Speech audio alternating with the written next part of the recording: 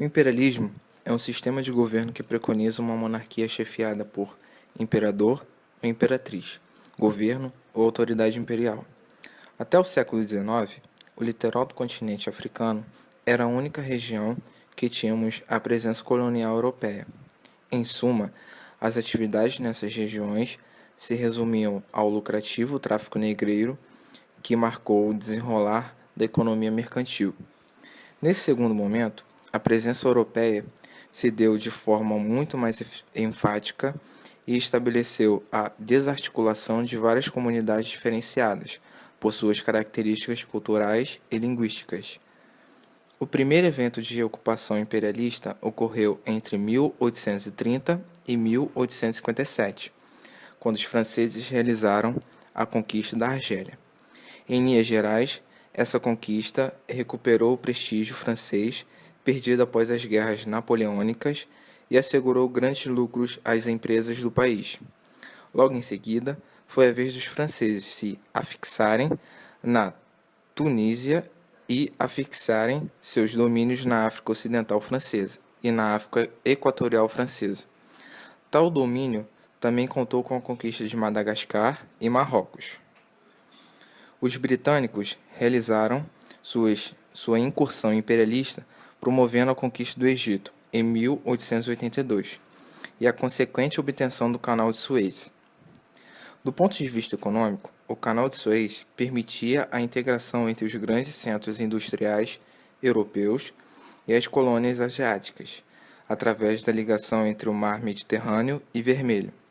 Logo após o domínio do Egito, o Sudão também foi incorporado como mais uma das parcelas do território imperial da Inglaterra. No ano de 1876, o rei belga Leopoldo II promoveu a anexação de toda a bacia do Congo, que foi transformada em território de ingerência pessoal.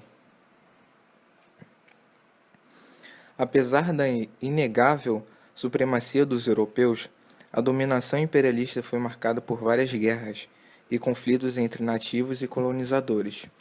Os franceses tiveram de suportar vários levantes ocorridos na Etiópia e os ingleses tiveram de se organizar contra a resistência no Sudão.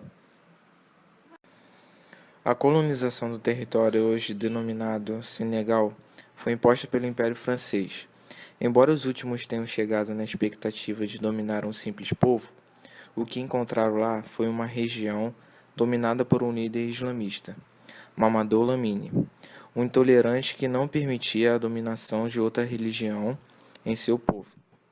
Como forma de defesa, o povo local Soninke desencadeou uma série de ataques contra os franceses, fazendo uso de uma estratégia de guerra como a interdição de todas as estradas e um exército composto por um grande contingente de guerreiros, superiores aos franceses, que não lutavam pela pátria e sim por sua religião. No primeiro momento, os africanos venceram sobre os franceses, mas após esse período, os derrotados unem-se a africanos de outras regiões, para novamente guerrear contra Soninke, tendo êxito, desta vez matando Lamine.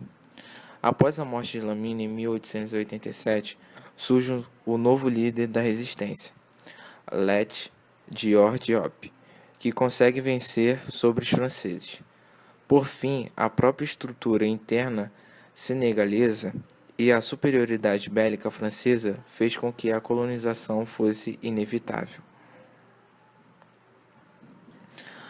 A Namíbia foi mais um caso em que a colonização se deu por parte dos alemães. Na região, invadida pelos colonizadores, existiam dois povos nativos principais, os Namas e os Hereros. Enquanto os primeiros nem pensavam em qualquer negociação, o segundo buscou aliar-se aos colonizadores, a fim de impedir a invasão territorial britânica, mesmo os colonizadores não tendo nenhum interesse nessa região. Tendo visto os alemães que os hereros não eram capazes de suportar a divisão do controle de suas terras, em 1903 resolveram reservar duas regiões, uma para Namas e outra para Hereros. Todavia, essa proposta não foi bem interpretada e gerou uma guerrilha dos povos africanos contra os colonizadores. Conflito este que os africanos foram vencedores. Em suma, muitas resistências africanas contra a presença colonial fracassaram devido à superioridade bélica, logística e militar dos europeus em relação aos africanos. Tendo em vista tal situação, o processo de repartição das terras da África se iniciou oficialmente durante a Conferência de Berlim, cujo principal objetivo era a elaboração de um conjunto de regras que dispusessem sobre a conquista da África pelas potências coloniais da forma mais ordenada possível. Tal conferência contou com a participação de um total de 15 países, dentre os quais 13 países eram europeus, sendo eles Grã-Bretanha, França, Portugal, Bélgica, Espanha, Itália, Alemanha, Holanda, Suécia, Áustria-Hungria e Império Otomano, além dos Estados Unidos, Dinamarca e Turquia. Os demais países europeus que não foram beneficiados na divisão da África eram potências comerciais ou industriais, que já possuíam negócios, mesmo que indiretos, com o continente africano.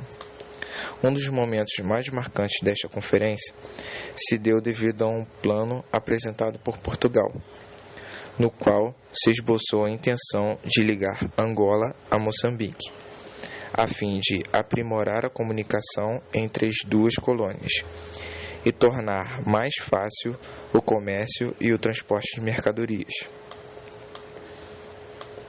No entanto, a Inglaterra, considerada aliada de Portugal, se opôs veementemente e ameaçou declarar guerra a Portugal, caso o mesmo não desistisse de seus planos. Sendo assim, ao término da conferência, encontrava-se a seguinte situação: a Grã-Bretanha tornou-se a dirigente de toda a África Austral, do Sudoeste Africano e da África Ocidental, e a costa ocidental e o norte foram repartidos com a França, Espanha e Portugal. O Congo, a região mais disputada no centro-oeste da África, continuou sendo domínio exclusivo da Companhia Internacional do Congo, tendo como principal acionista o rei Leopoldo II da Bélgica. As linhas divisórias nacionais vieram à luz a partir da injunção imposta por esta conferência, uma arbitrariedade sem proporções. Não houve qualquer preocupação em se preservar o que já existia.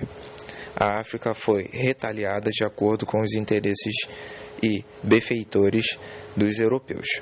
Tribos aliadas foram separadas e tribos inimigas unidas. É por esse motivo que atualmente ocorrem tantas guerras civis. Foi somente após a Segunda Guerra Mundial que as colônias africanas começaram a alcançar a sua liberdade e a se solidificar no formato dos modernos países africanos.